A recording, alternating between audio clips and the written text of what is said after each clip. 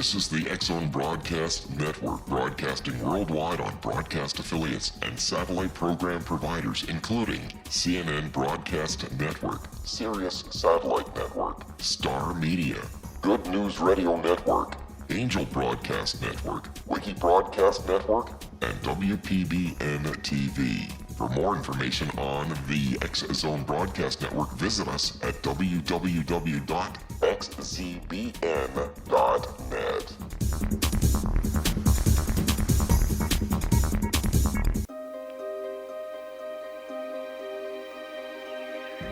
Welcome to Seek Reality with your host, Roberta Grimes. Author and attorney Roberta Grimes will explore and illustrate how she, after an extraordinary experience of light in childhood, has discovered channels of communication to the afterlife and how these implications have an effect on our everyday lives. Please welcome the host of Seek Reality, Roberta Grimes. Oh, I'm so glad you're with us today. Welcome to Seek Reality. I'm Roberta Grimes, and many people have told me, actually, that they like it when I do more individual podcasts, when it's just you and me talking. And I'm going to try to do more of those. Of course, it's not as easy as you can imagine because I can't have other people talking during this time. So I'll do my best with it. And if I get comfortable with it, we'll do a lot more of them because there's so much knowledge I want to impart to you. And I just love it when it's just the two of us. So that's what we're going to do today. Now, obviously, to seek reality is humankind's true purpose, right? That's what we're supposed to be doing.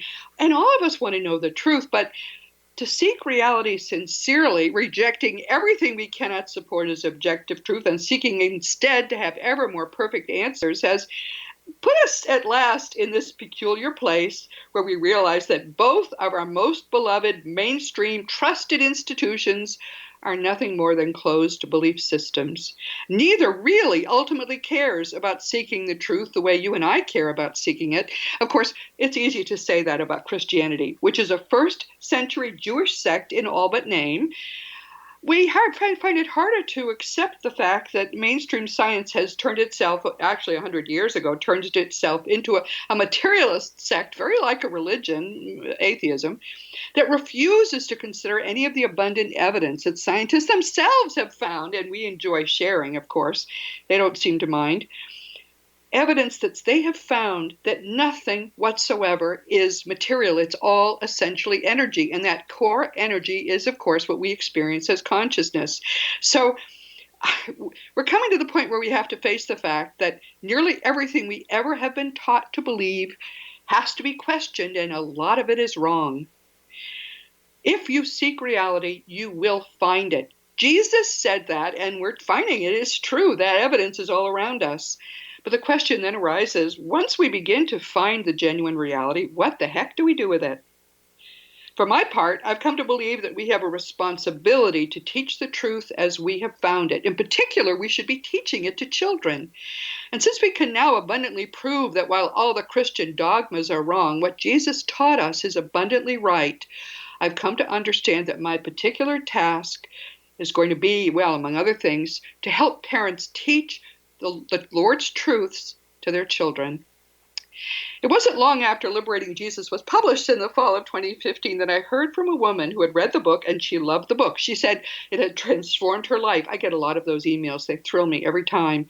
But now she had a problem because she had looked everywhere for a children's book that would teach her little ones the gospel truths of Jesus, but all she could find were children's books that taught fear-based Christian dogmas. What did I recommend she do?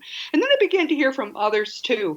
People wanted a non-religious book about Jesus that they could trust and could share with their children. So about a year ago, my publisher and I signed for me to write a whole series that would give little ones and slightly older ones the incomparable gift of introducing them to the Lord directly. No religious dogmas in between. Of course, writing children's books is a whole new game, primarily because at least those for little ones need very good illustrations. But a month ago, we published the first in a new series of beautiful children's books that we're calling the Fun with Jesus series. This one is called The Fun of Meeting Jesus, and it is just in time for Christmas. People who have not read Liberating Jesus may not understand why rearing children in traditional Christianity can be so harmful to their spiritual development. And for many who are listening now, even my saying that has inspired some fear. I am so sorry, and I really understand because I was there. I spent the first 50 years of my life living so deep in Christianity that if someone had told me back then that my religious belief was harmful and it shouldn't be taught to my children, and it was a literal opposite of what Jesus intended to do when he came, if someone had said all that to me, I would have been fearful too. It's that very superstitious fear that you might be feeling now that is the whole core of what is wrong with Christianity. And in fact, it's what's wrong with all religions. Simply put, Christianity and all the other religions too control us by fear, and primarily by fear of God. We all know this. It's what gets us out of bed on Sunday mornings. It's what makes us put that extra dollar in the plate. There are just two urgent human motivators. They're fear and greed. And believe it or not, the healthy one of the two is greed. We'll talk about that shortly. But the dangerous one, the one that it is incredibly spiritually destructive, is the very motivator that is at the base of all human religions, and especially of Christianity. It's fear. If you're afraid to keep listening, please just remember that you are not doing anything wrong. I'm the one who is taking the risk. I'm about to tell you things that would put me into hell if what mainstream Christians believe is true. And I'm taking that risk out of love for your children, especially for your children. But please trust me when I tell you I do it with joy, and I'm not afraid at all, and I'm about to tell you why. Please stick with us. We'll be right back.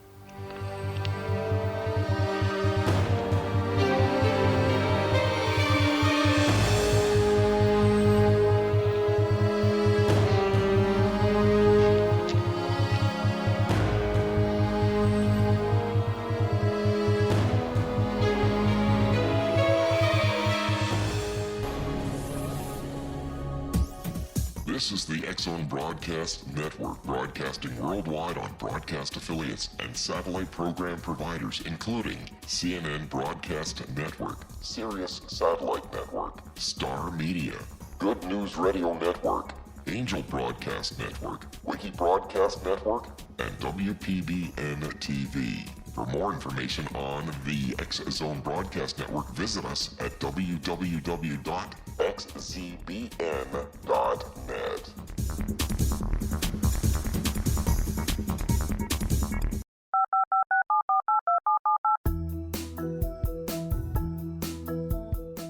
Did you know that when you're on the road with limited data or Wi-Fi, you can still listen to the X-Zone Radio Show with Rob McConnell, The Science of Magic with Gwilda Wiyaka, X-1, Dimension X, Space Patrol, and every minute of the X-Zone Broadcast Network by calling 213-401-0080, courtesy of Audio Now.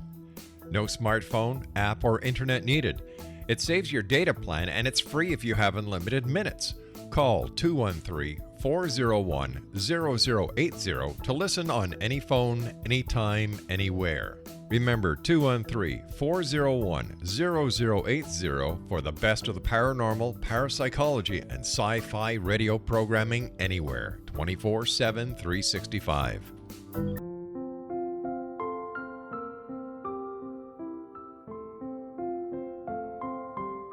I am Dr. Carl O'Helvey, founder, president of a new cancer foundation focusing on evidence-based physical, mental, and spiritual interventions, including natural cancer cures, prayer, meditation, affirmations, nutrition, and other related holistic cancer prevention and cure modalities.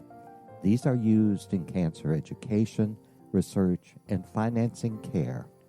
I ask for your help to continue this important work by donating at www.holisticcancerfoundation.com.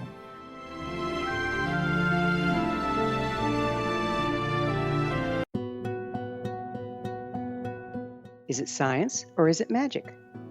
Once a magical thing has been scientifically proven, is it no longer magic? Or is magic simply the science of tomorrow? Join me, Gwilda Wiyaka, on The Science of Magic, a a syndicated radio program dedicated to combining the science and magic of today's dynamic and controversial topics to co-create new solutions. By triangulating information from today's leading experts from the scientific and magical fields, we uncover expansive and evolutionary truths you won't find anywhere else. Join us daily on the X-Zone Broadcast Network, xzbn.net, as I interview the share thoughts with the amazing guests from both science and magic. The resulting knowledge is unprecedented. As a gift to you, the listener, past episodes can be accessed on our website free of charge at thescienceofmagic.net.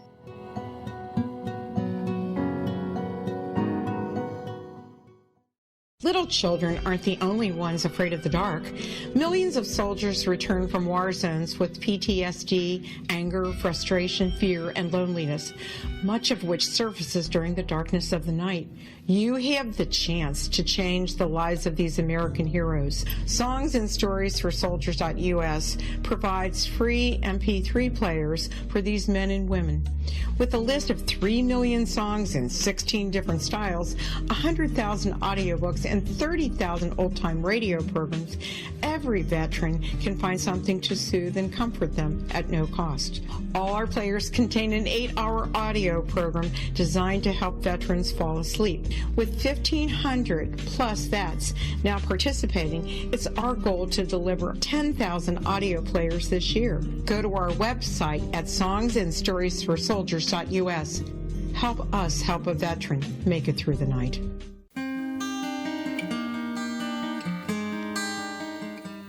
Welcome back to Seek Reality, and today your host is also our guest. I love doing this, actually, when I get into it, but I'm always sort of intimidated to wonder how will I smoothly fill all that time. But with your help, and I think of you out there listening to me now, we'll get through this well. It's very important that you understand all of this and really understand it. You have nothing to fear. There is nothing that anyone listening to me needs to fear at all, because you are the most beloved child of an infinitely powerful God, which really is the only thing that actually exists.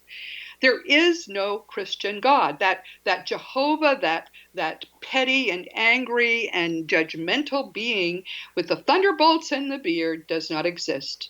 There is no report ever of a genuine God being seen or experienced one-to-one as a person by anyone, because in fact God is perfect. God doesn't need to appear as a being. Apparently God never does. We're told by the dead. See, this is the great thing. We have crib notes now, because people that we used to think were dead are very eager to help us understand the truth. Many of them, especially those who are communicating with the West, lived with the fears that Christianity instills. Then they got to where they are now, which is our true home. It's where we're all going to soon be as well. And they were told, that's all bogus. That was all made by human beings. There is no true religion made by God, because God doesn't make religions. God tries to help us seek reality, tries to help us know the truth. Mikey Morgan, many of you know, was a sixth level being, even I guess before he came. He last incarnated in the 1600s, but he wanted to teach us in a modern language. So he did something which is extremely rare and amazing. He chose an Earth lifetime that ended, I believe it was in 2007. He was here just 20 years. That was his last exit point at 20 years. He stayed because he was having fun, and now he still has fun. He snowboards in the afterlife levels. But when Mikey Morgan was asked what God is, Mikey said, God is the unity of pure love and all that exists. More and more, I'm coming to see that Mikey was right. That's what's true. Love is the highest vibration of consciousness. It's where we all are trying to go. And we're climbing this ladder of negativity here because that's the easiest way to get to love. The problem with all religions, and Christianity is the one I know best, so I'll use that, but it's true of all of the ones I've ever studied, and I majored in this in college. The problem with it is that it teaches us to fear God. Now, fear is the lowest consciousness vibration. It's down in that ishy level with hatred, anger, greed, all the negative emotions, grief, all of it. all of it down there is the opposite of love. So when we teach our children to fear God, what we are doing is teaching them something which not only is not true, but it is going to be the single biggest obstacle in their whole lives to come to their actually growing spiritually, and they came here to grow spiritually. I've been a Christian, a very devout Christian, for most of my life.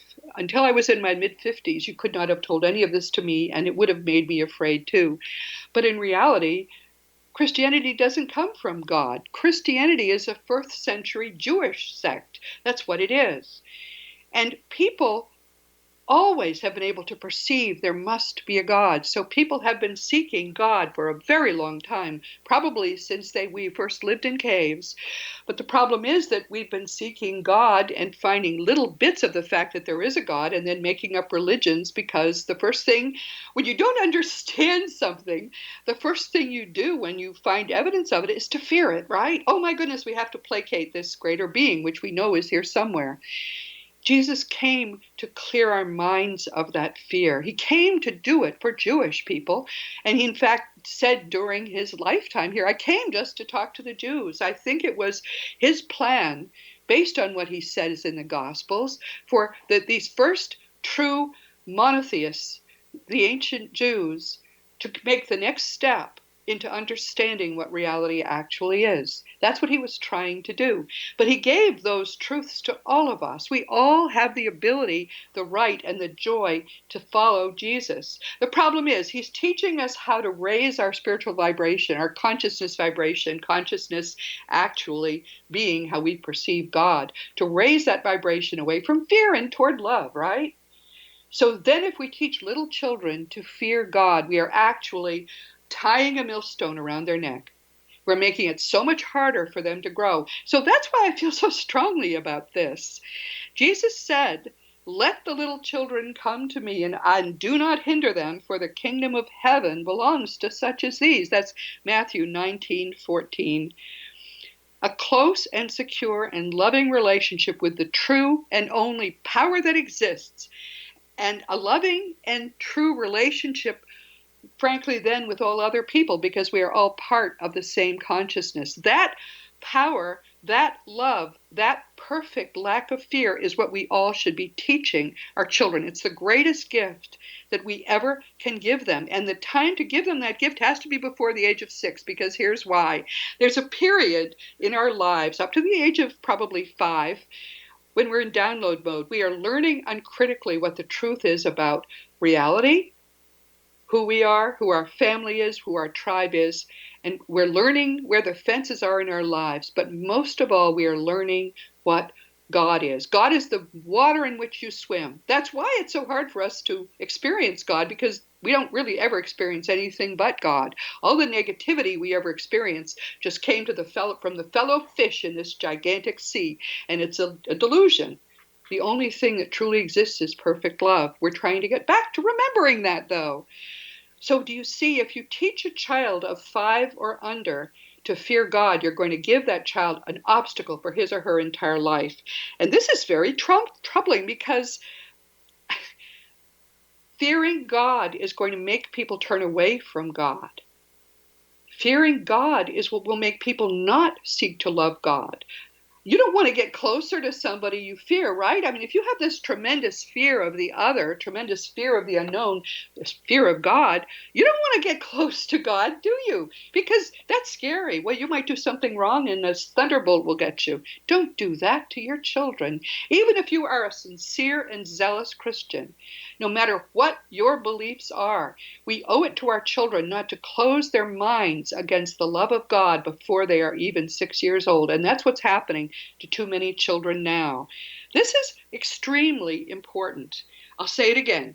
God is consciousness. That's how we experience God. That energy that is God and also is consciousness is the only thing that actually exists. Everything else that we think is real is a mere artifact of that core energy, which is infinitely powerful and infinitely perfect. God does not have human flaws. we created the Christian God in man's image, not the other way around. We created that God because we couldn't imagine the perfection and the greatness that God actually is. But even if you have trouble getting away from Christianity, I did. It took me 50 plus years to get away. Even if you have trouble doing that now, I think we all of us, no matter what our religion or if we have no religion, owe it to our children not to teach them things that might not be true before the age of 5. There are other things too we mustn't teach them. We must make sure that they all have an experience of people of other races, cultures, and religions, all people before the age of 6. Because if we only expose them to people who look like them and think like them, they will spend the rest of their lives being afraid of other people. This is especially important in America because, of course, America is all of us. But people learn what our tribe is before the age of 6. So every preschool must be integrated. I live in Texas, and what's wonderful is all my grandchildren learned in preschool that people come in all sizes and colors. I mean, they're white, but they met black kids and kids from the continent of India. They met kids from who were Asian, because this is a melting pot of sorts, and it's a wonderful thing.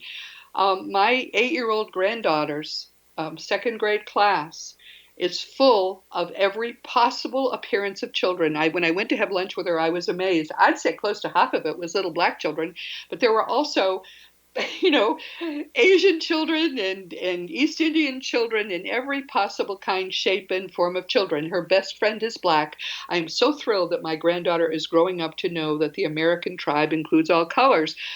But we still have to teach that to all the other children too. And remember, always remember, what we learn before the age of 5 is what we are certain of through life. So if you're going to do nothing else to help your littlest children, I wish I had known this when I had my children, always make sure that you are teaching them an open-minded way of seeing the truth, because then they will not have negative and fear-based things to overcome as they grow.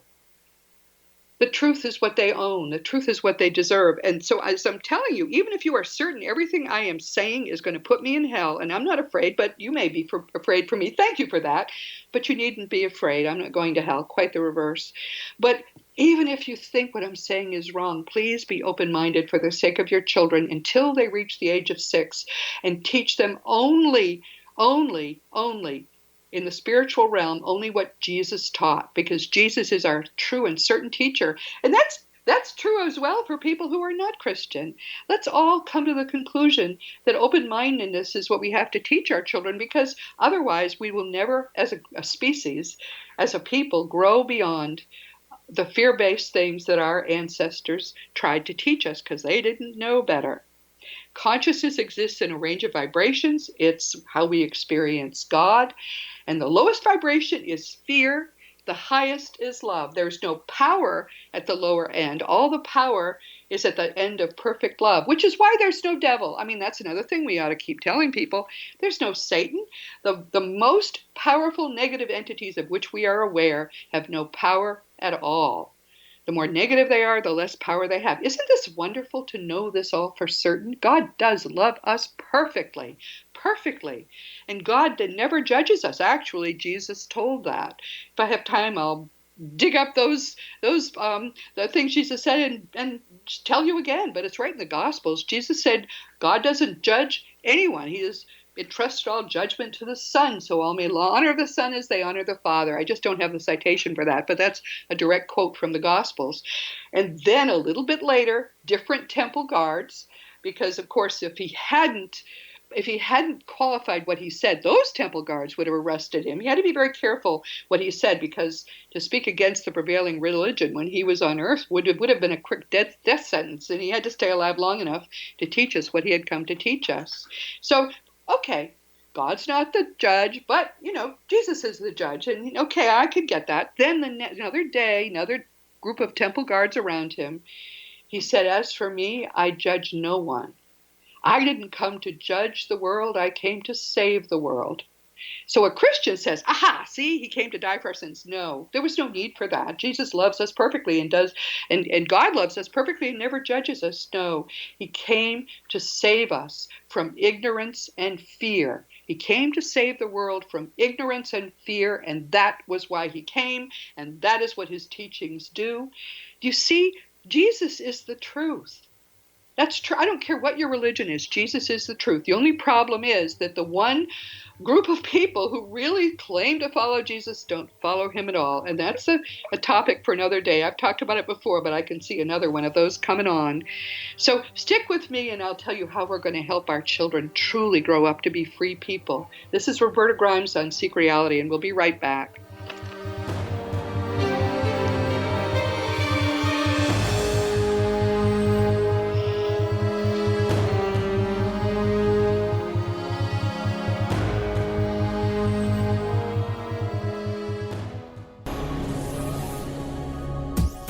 This is the X-Zone Broadcast Network, broadcasting worldwide on broadcast affiliates and satellite program providers, including CNN Broadcast Network, Sirius Satellite Network, Star Media, Good News Radio Network, Angel Broadcast Network, Wiki Broadcast Network, and WPBN TV. For more information on the X-Zone Broadcast Network, visit us at www.xzbn.net.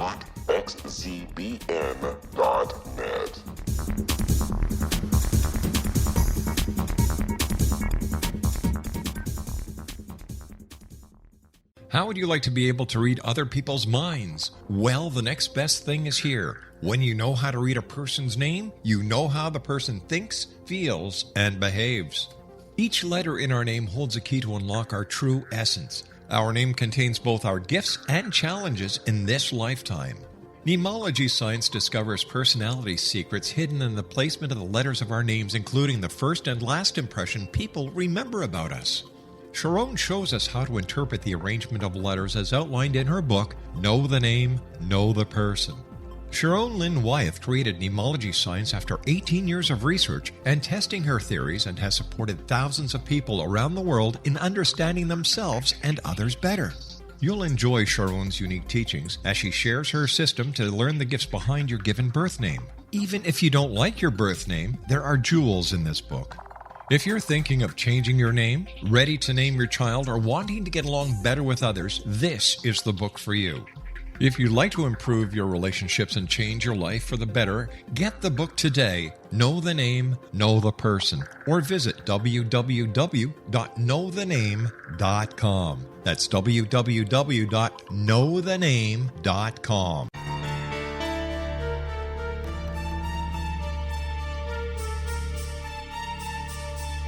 Hello, I'm Justina Marsh, and with my dad Pete, we are going to present a new show called Too Good to Be True. Together, we are aiming to discover more truths about this world and beyond. Do you have unanswered questions about the world? Do you ever wonder about aliens, conspiracy theories, or the universe? There are many shows discussing subjects such as pyramids or UFOs, but we want to relay this information based on our own research, including from spiritual means. Hopefully, listeners will be helped with their own beliefs and will appreciate the psychic insights that add to the previous research and information. We both look forward to sharing this insight and beginning this journey with our listeners. Visit xzbn.net for more information about when to listen.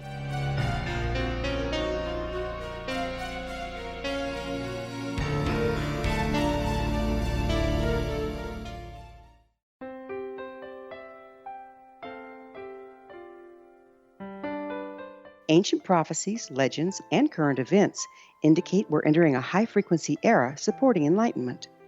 During expansive times, old rules fail, necessitating access to the ever-shifting currents of life for guidance. There's an ancient form of shamanism through which we can obtain the information we need. I'm Gwilda Wieka, founder and director of Path Home Shamanic Art School, with a great new provision for those interested in spiritual evolution and personal empowerment. Galactic Shamanism, Art of the Ancients, Key to Tomorrow, is an upcoming series of leading-edge online affordable classes designed to guide and support you and your family during these times of transition. Embrace the magic. Empower your life. Study Galactic Shamanism at findyourpathhome.com.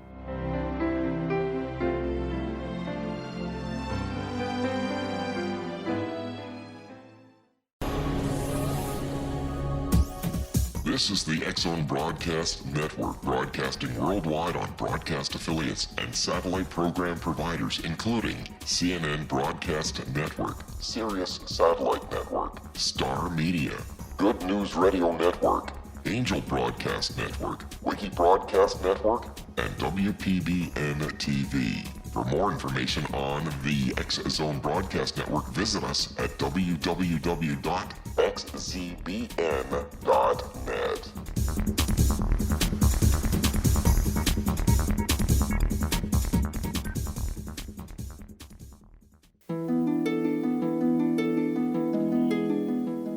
Welcome back to Seek Reality. This is Roberta Grimes, and it's just you and me today. So we're having a little intimate conversation about what we should be teaching our children about the truth. As we come to better understand the truth, and that's what Seeking Reality does for us, fortunately, we begin to wonder, what should we teach the children? Well, the thing to teach the children, no matter what your religion is or if you have no religion, is the simple, true, eternal teachings, non-religious teachings of my best friend, Jesus.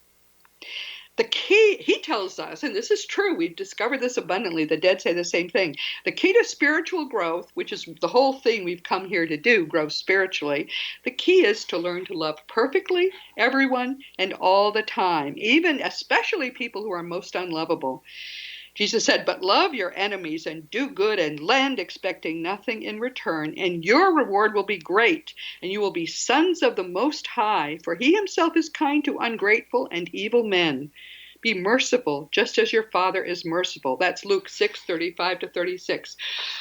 Well, that's kind of big, isn't it? But Jesus kept doubling down on this. You have heard that it was said, you shall love your neighbor and hate your enemy. But I say to you, love your enemies and pray for those who persecute you, so that you may be sons of your Father who is in heaven. For he causes his sun to rise on the evil and the good, and sends rain on the righteous and the unrighteous. This is a great point, for if you love those who love you, what reward do you have? Do not even the tax collectors do the same? If you greet only your brothers, what more are you doing than others? Do not even the Gentiles do the same? Therefore, this is very important. Jesus says, therefore you are to be perfect, as your heavenly Father is perfect. Matthew 5:43-48. Jesus is telling us here that we are on earth to learn to love perfectly. Perfect. That doesn't mean loving some people and not others. That actually means concentrating on loving the people who are most unlovable. That perfection that Jesus urges us to seek is the essence of spiritual growth. That striving towards spiritual perfection. And when we are in the afterlife levels, what we think of as the afterlife levels, it's really, more real than this. When we're there, we crave. Remember I said greed is important?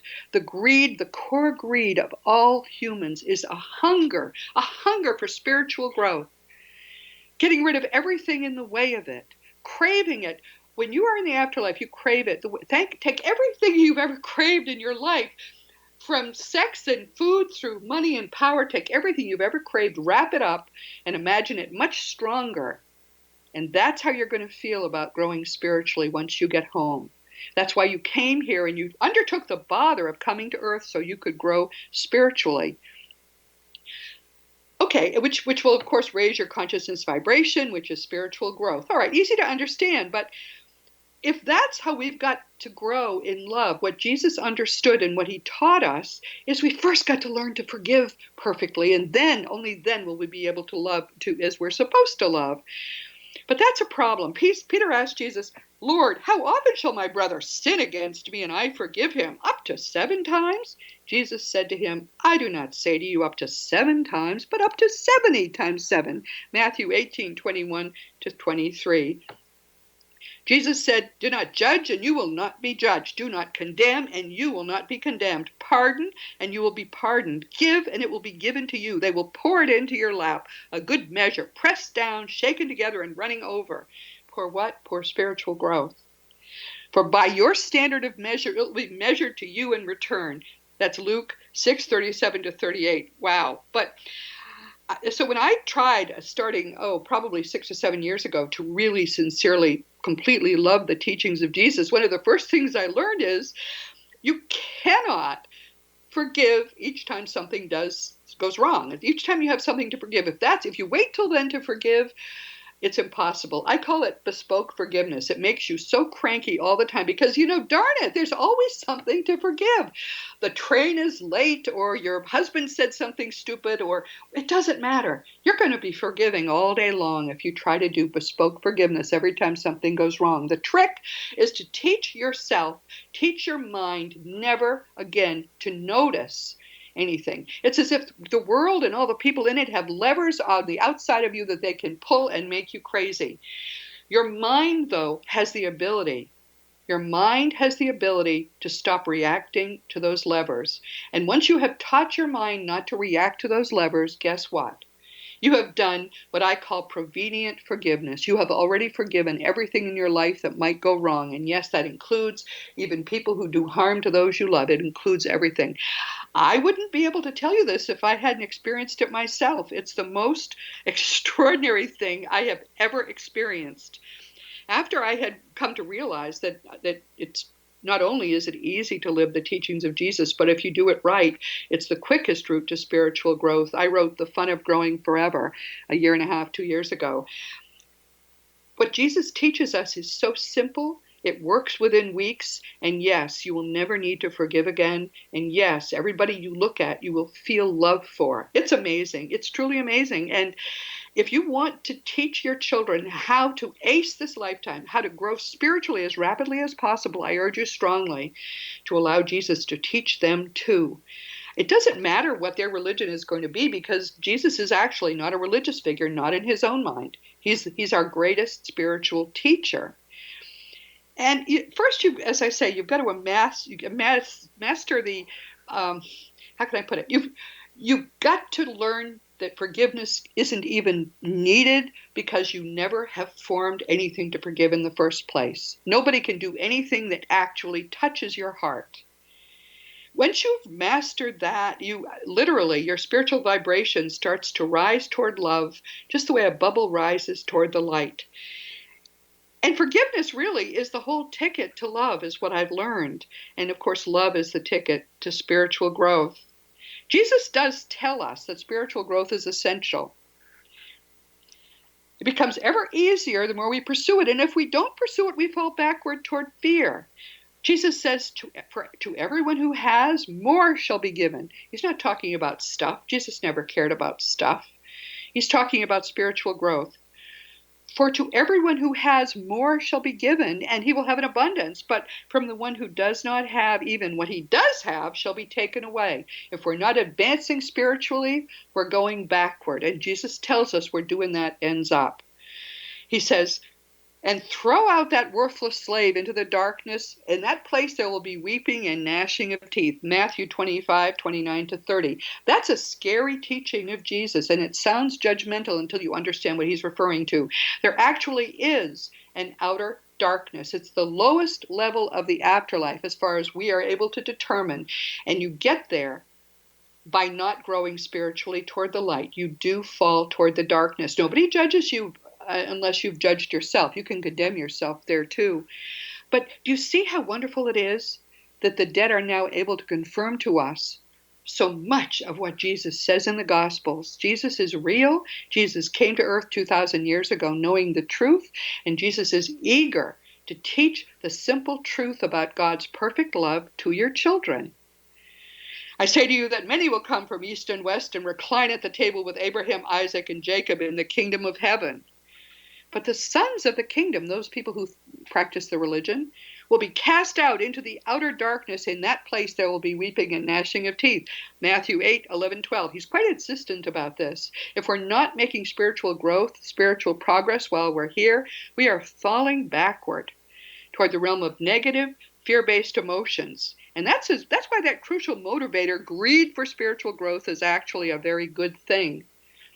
And that's why it is so problematic to teach the fear of God to little children, because they will be starting out in their attempt to grow spiritually on earth way behind people who've never heard of Christianity.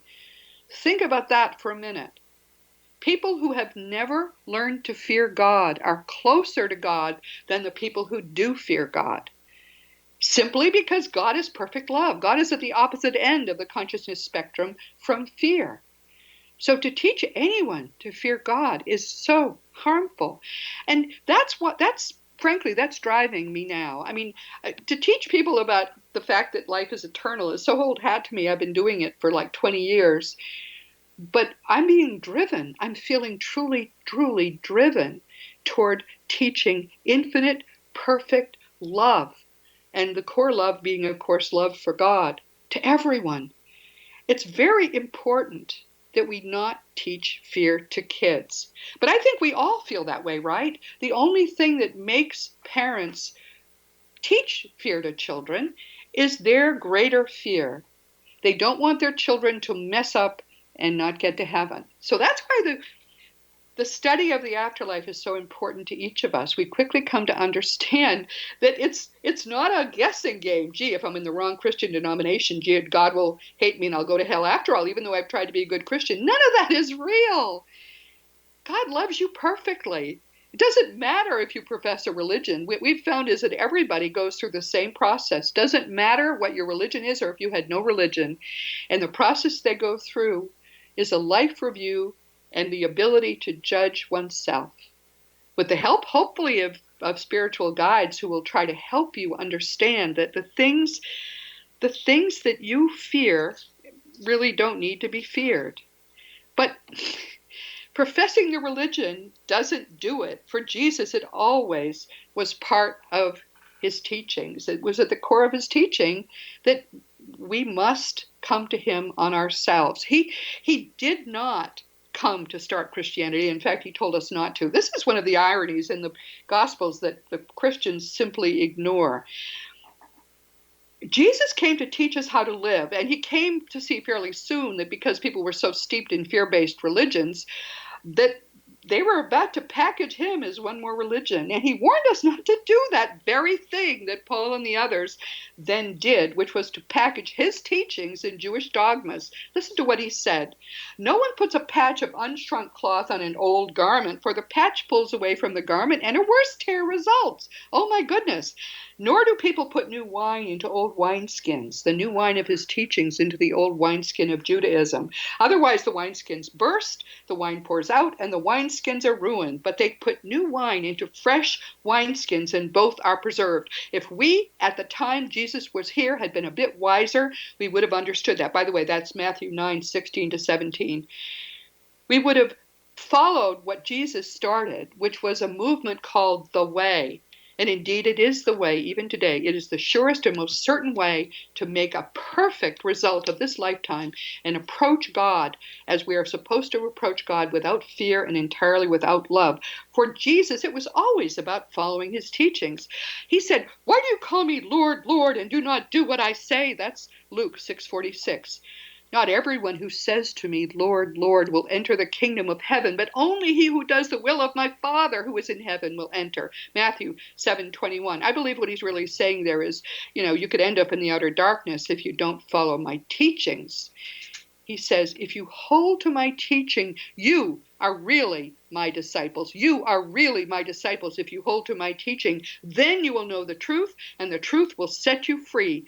John 8:31-32. That is what you and I are doing now. We are holding to his teachings and only to his teachings. And his promise is that truth really will set us free. And I have to tell you, the main thing it sets us free from is all fear. Bless you, Jesus.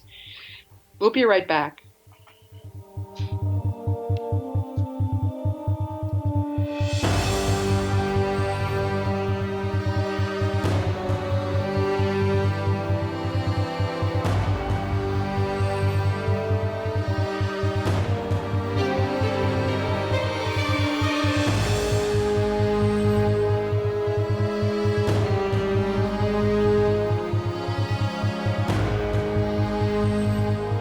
The Earth is under ever-increasing pressure from untenable lifestyles and growing populations. Yet, viable answers seem in short supply. What if I told you there's an ancient form that can empower you to take charge of your life? What if your entire family could be enfolded and supported by life itself, finding safe passage through challenging times? I'm Gwilda Wiyaka, founder and director of Path Home Shamanic Art School, with great news: an upcoming series of leading-edge online affordable classes based in an ancient form of shamanism, easily learned and used by your entire family. Galactic Shamanism, Art of the Ancients, Key to Tomorrow are a series of online adult and children's lessons instructing your entire family on natural law, how to cooperate with and be supported by the powers of the universe. Visit findyourpathhome.com to find these unique and powerful classes. This is the X-Zone Broadcast Network, broadcasting worldwide on broadcast affiliates and satellite program providers, including CNN Broadcast Network, Sirius Satellite Network, Star Media, Good News Radio Network, Angel Broadcast Network, Wiki Broadcast Network, and WPBN TV. For more information on the X-Zone Broadcast Network, visit us at www.xzbn.net.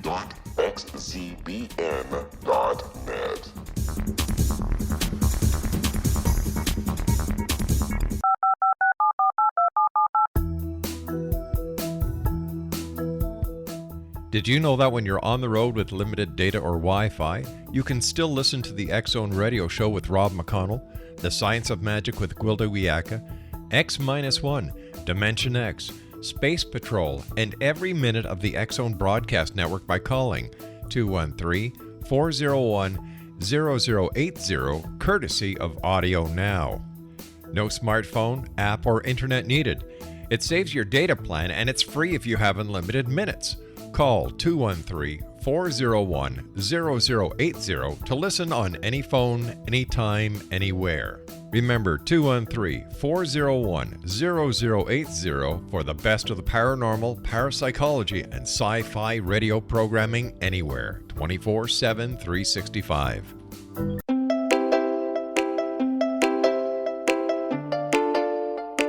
Are you curious? Do you want to learn more about how the world works and have fun at the same time?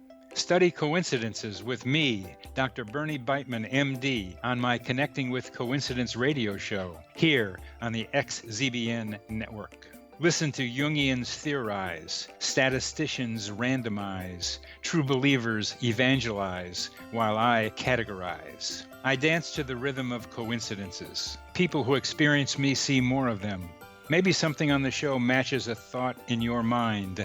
Let us know. Expand your mind to the weirdness happening around you. Synchronicity spoken here, there, and everywhere. For more information, put Connecting with Coincidence in your search engine and find my website, my social media sites, and my blog.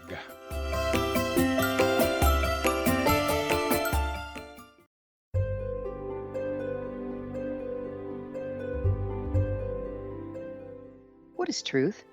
Historically, we viewed things as either being true or false. Now, as we enter a more expansive era, we find the question is not, is it true, but rather, how true is it? I'm Gwilda Wiyaka, host of The Science of Magic Radio, a syndicated, internationally broadcast radio program dedicated to uncovering this ever-expanding truth. Join me daily on the X-Zone Broadcast Network, xzbn.net, as I interview today's leading experts from the fields of science and magic to uncover the hidden truth between the lines drawn in the sand. What we unearth in our discussions is not only amazing, but totally unprecedented. You won't want to miss a single episode. In service to our listeners, past episodes can always be found on our website with our compliments at thescienceofmagic.net.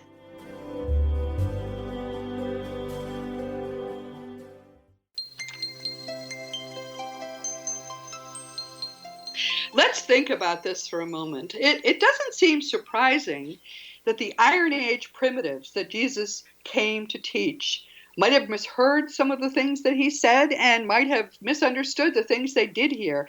Frankly, for me, the wonder is that they still preserved so many of the teachings of Jesus accurately, even translated from Aramaic into Greek and from Greek into English in a modern translation of the Bible. The teachings of Jesus and purpose of our lives are exactly what the dead are telling us now. Those correspondence would not be possible if Jesus hadn't been real, hadn't lived, and hadn't known the truth directly from God about love, forgiveness, and the real purpose of human life. It's all confirmed. what the dead teach us is confirmed, and what Jesus taught us is confirmed. And I have to say, realizing that was the biggest discovery of my life. But it also then makes you worry about the religion, which really doesn't get any of this.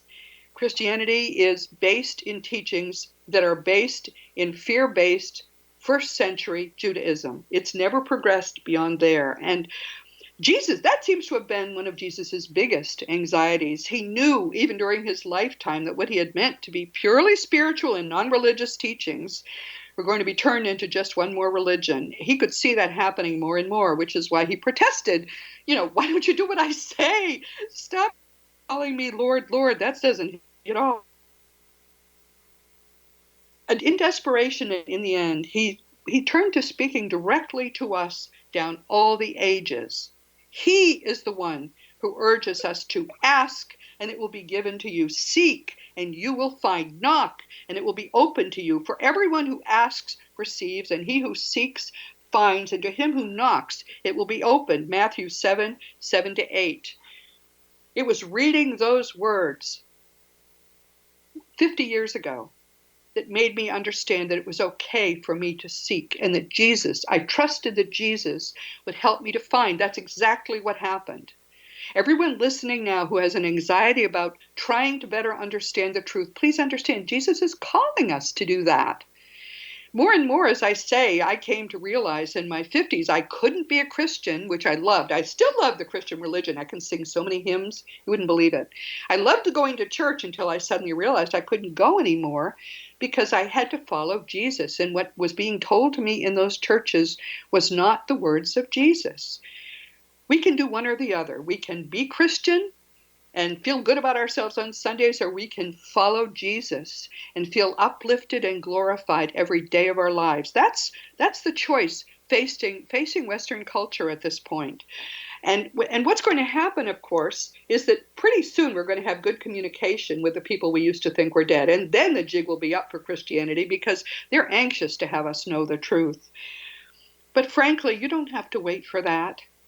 What I have found in openly seeking reality and doing it, holding the hand of Jesus, is really the most glorious truths, far beyond anything I ever could have imagined when I was trapped in all those religious fears. Now, being a parent is a tough responsibility, and I know that because I'm the mother of 3 and grandmother of 5 really extraordinary young people. I so much wish that when each of them was small, especially my 3 children, that I'd had a book that would simply teach the truths to us without a religious gloss.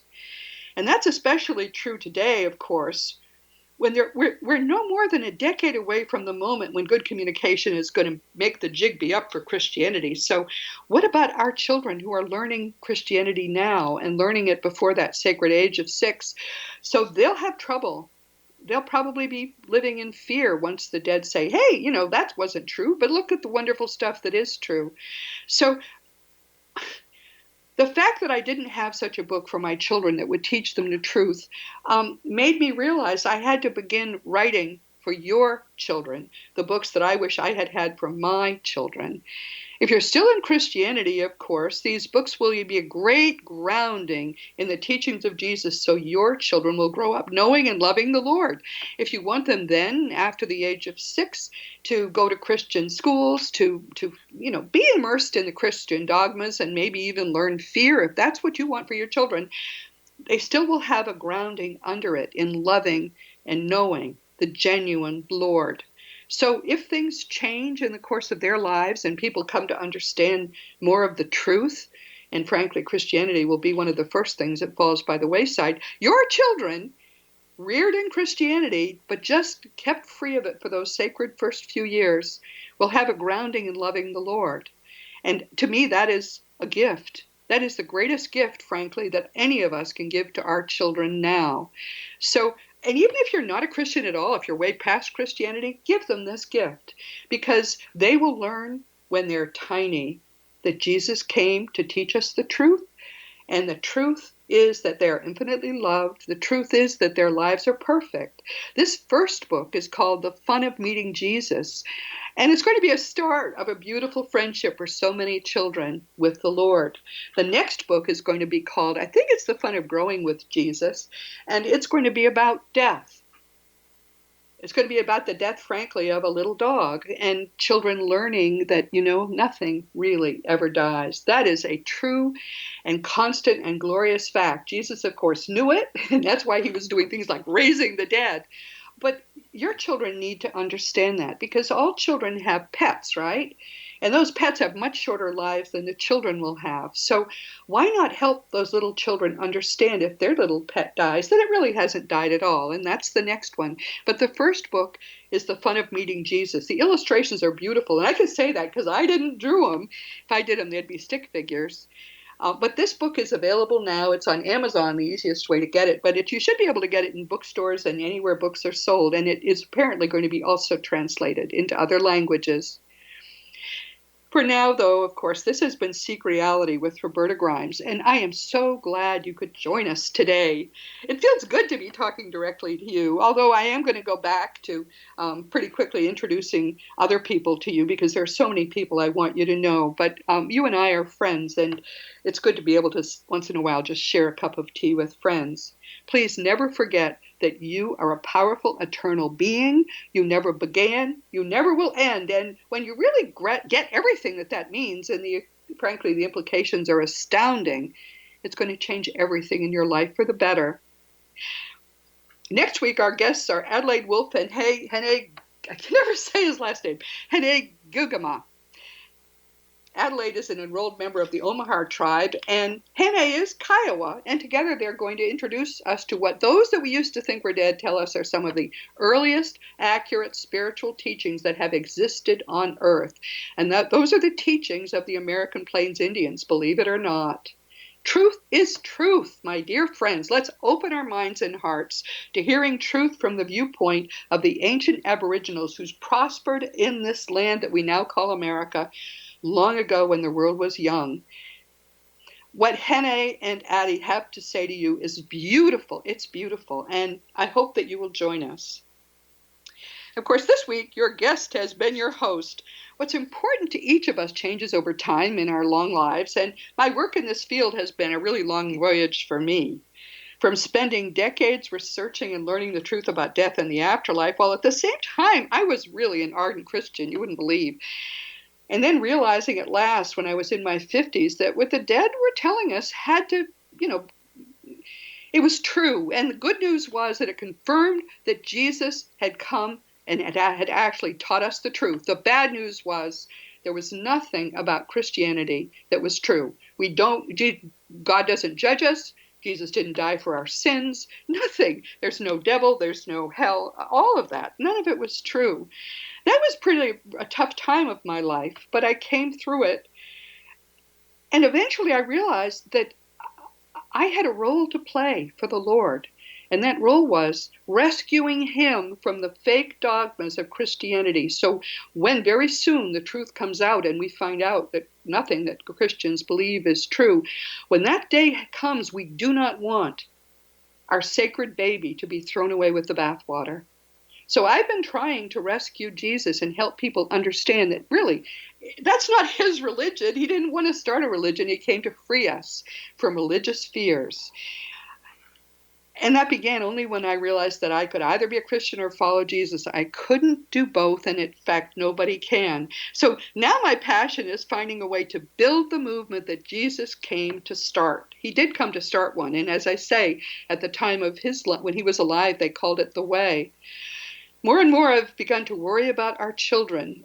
By so insistently teaching young people to fear the God that is in truth only love, before that sacred age of 6, Christianity makes it so much harder for their children to grow up and grow spiritually as they came to earth to grow spiritually. That's the frustrating thing. Let's teach our children to be free. If they later choose to be Christians, that's fine. But let's teach them to be free of fear. That's the most important thing. And my new book, The Fun of Meeting Jesus, is really a beautiful book. And it's fun. And my 8-year-old granddaughter adores it. These books and this book and the next one and the ones to follow those, I'm hoping will help your children and grandchildren to grow spiritually in the joyous way that Jesus actually genuinely first came to teach us.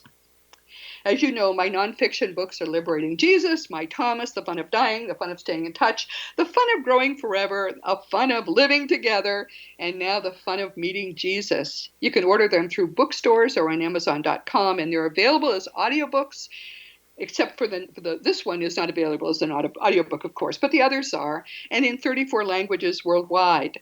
Of course, if you ever want to talk to me about anything, including any of my books, or if you just want to say howdy, just contact me through robertagrimes.com. It can take me a few days, but I answer every email.